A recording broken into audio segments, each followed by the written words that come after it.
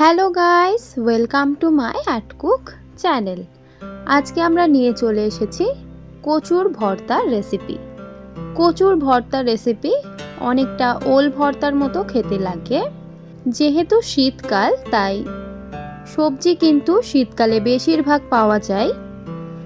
এই কচু ভর্তার রেসিপিটা একবার বাড়িতে যদি আমার এই পদ্ধতিতে বানিয়ে খান, তাহলে অনেকই সুস্বাদু হবে এবং সবাই গরম ভাতে চেটেপুটে খেয়ে নেবে।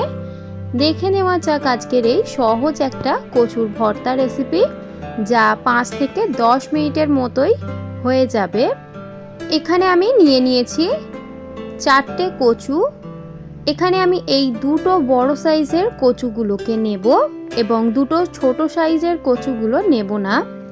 কচু ভর্তার জন্য বড় সাইজের কচু হলে ভর্তা করলে ভালো লাগে খেতে, ছোট সাইজের অতটা ভালো লাগে না। তাই এখানে আমি দুটোকে সাইড করে এই দুটো বড় বড় কচুগুলোকে ভালো করে একটা নাইফের দ্বারাই খোসাগুলো ভালোভাবে ছাড়িয়ে নিচ্ছি।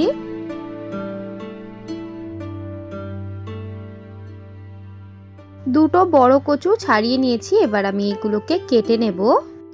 দুটো বড় সাইজের কচুগুলোকে আমি এভাবে করে সরু সরু গোল গোল করে আলু ভাজার মতো কেটে নিয়েছি।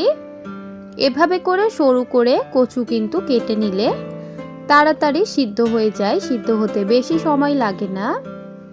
আপনারা যদি কচু বা যে কোনো জিনিস সিদ্ধ করতে চান তাহলে কুকারের মধ্যে করবেন, তাহলে সময়টাও বাঁচবে। আমি এখানে এবার কচুগুলোকে সিদ্ধ হতে দিয়ে দেব। সিদ্ধ করতে দেওয়ার জন্য এখানে আমি একটা কড়া বসিয়ে নিলাম। তার মধ্যে আমি এখানে দিয়ে দিচ্ছি অল্প একটু জল সিদ্ধ করে নেওয়ার জন্য। অল্প একটু বেশি করে জল দিয়েছি, কারণ কচুটা সিদ্ধ হতে একটু বেশি সময় লাগবে, যেহেতু আমি কুকারে দিচ্ছি না তার জন্য। এখানে আমি সমস্ত কেটে রাখা, ধুয়ে পরিষ্কার করে রাখা কচুগুলো দিয়ে দিলাম এই জলের মধ্যে। এবার ঢাকা দিয়ে আমরা 10 থেকে 15 মিনিট এটা সিদ্ধ হওয়ার জন্য অপেক্ষা করব। কচুগুলো জলের উপর ভেসে উঠবে, তার জন্য অল্প একটু বেশি করে জল আমরা দিয়ে দেব। এবার ঢাকা দিয়ে আমরা এটাকে ফুটিয়ে নিই। 10 মিনিট পর ঢাকা খুললাম। দেখুন জলটা অনেকটাই কম হয়ে এসেছে এবং কচুগুলো পুরোপুরি পারফেক্টলি সিদ্ধ হয়ে গেছে। আমি আপনাদের হাতা দিয়ে একটা কচু ভেঙে দেখাচ্ছি। সফটলি ভাবে টাচ করলেই কিন্তু কচুটা ভেঙে যাচ্ছে। এই পর্যায়ে যখন কচুটা সিদ্ধ হয়ে যাবে, তখন আমরা এবার এটাকে একটা একটা করে পাত্রের মধ্যে জল ঝরিয়ে তুলে নেব।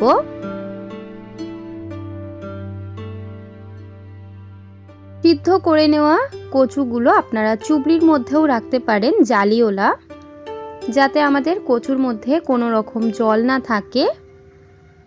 জলটাকে ফেলে দিয়ে এবার আমরা ভর্তার জন্য প্রিপারেশন করে নেব। এখানে আমি একটা কড়া বসিয়ে দিলাম। কড়াইয়ের মধ্যে দিয়ে দিচ্ছি অল্প একটু 3 টেবিল চামচ পরিমাণের সর্ষের তেল। সর্ষের তেলের মধ্যে আমি 2 কোয়া রসুন এবং দুটো শুকনো লঙ্কা ভেজে নেব ভর্তা করে নেওয়ার জন্য। দেখুন এখানে আমি দুটো কোয়া রসুনকে মাঝখান থেকে ভাগ করে নিয়ে ভেজে নিচ্ছি এবং দুটো শুকনো লঙ্কা দিয়ে দিলাম। এবার ভালোভাবে এগুলোকে একটু কড়মড়ে করে ভেজে নেব, যাতে অনেকটা ব্রাউন হয়ে যায়। যখন শুকনো লঙ্কা এবং রসুনটার একটা সুগন্ধ বেরিয়ে আসবে এবং অনেকটা ব্রাউন হয়ে যাবে, সেই পর্যায়ে আমি একটা পাত্রের মধ্যে এই দুটো জিনিসকে তুলে নিচ্ছি। এবার আমরা ভর্তাটা করে নিই। এখানে আমি জল ঝরিয়ে রাখা কচুগুলো পাত্রের মধ্যে নিয়ে নিয়েছি। এবার ভালোভাবে একটা ম্যাশার দিয়ে, আমি এখানে গ্লাসের ইউজ করছি, ভালোভাবে এগুলোকে ম্যাশ করে নেব। গ্লাস দিয়ে ম্যাশ হচ্ছিল না, তাই আমি এখানে হাতের ব্যবহার করেছি। হাত দিয়ে ভালোভাবে চটকে চটকে কচুটাকে স্মুথ করে নিচ্ছি।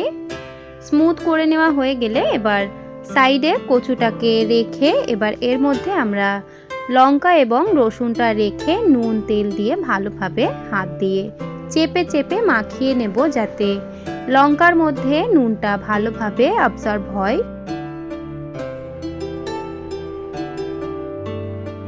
লঙ্কা নুন তেলের মধ্যে ভালোভাবে লঙ্কার কালারটা বেরিয়ে এসেছে। এই পর্যায়ে আমি কাঁচা কুচিয়ে রাখা পেঁয়াজ দিয়ে দিচ্ছি। একটা মিডিয়াম সাইজের পেঁয়াজ এখানে আমি ব্যবহার করেছি। পেঁয়াজটাকে এবার হাত দিয়ে ভালোভাবে চটকে চটকে লঙ্কার সঙ্গে মাখিয়ে নেব, যাতে পেঁয়াজের যে ময়েশ্চারটা আছে সেটা বাইরে বার হয়ে যায় এবং নুনগুলো পেঁয়াজের মধ্যে ভালোভাবে অ্যাবসর্ব হয়ে যায়। ভালোভাবে পেঁয়াজটা মেখে নেওয়া হয়ে গেলে এখানে আমি অল্প একটু ধনেপাতা অ্যাড করছি, যাতে কচুর ভর্তাটা খেতে অনেকটা সুস্বাদু হয়। ধনেপাতা এখানে আমি কম করেই ব্যবহার করলাম। ধনেপাতাটা মিক্স করে এবার কচুর সঙ্গে পেঁয়াজটাকে মেখে নিলেই আমাদের ভর্তা পুরোপুরি রেডি। ভালোভাবে হাত দিয়ে চটকে চটকে এবার কচুটাকে পেঁয়াজের সঙ্গে মাখিয়ে দেব।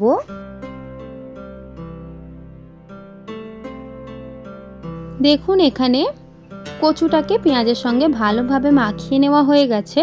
এই পর্যায়ে আমাদের কচুর ভর্তা পুরোপুরি রেডি গরম গরম ভাতের সঙ্গে সার্ভ করে নেওয়ার জন্য। আশা করি আপনাদের এই ভিডিওটা ভালো লেগেছে।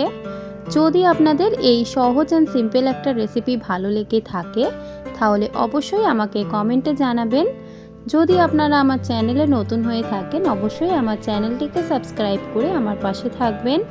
দেখা হবে নেক্সট ভিডিওতে আপনাদের। আজকের এই ভিডিওটা পুরোপুরি দেখার জন্য অনেক অনেক ধন্যবাদ।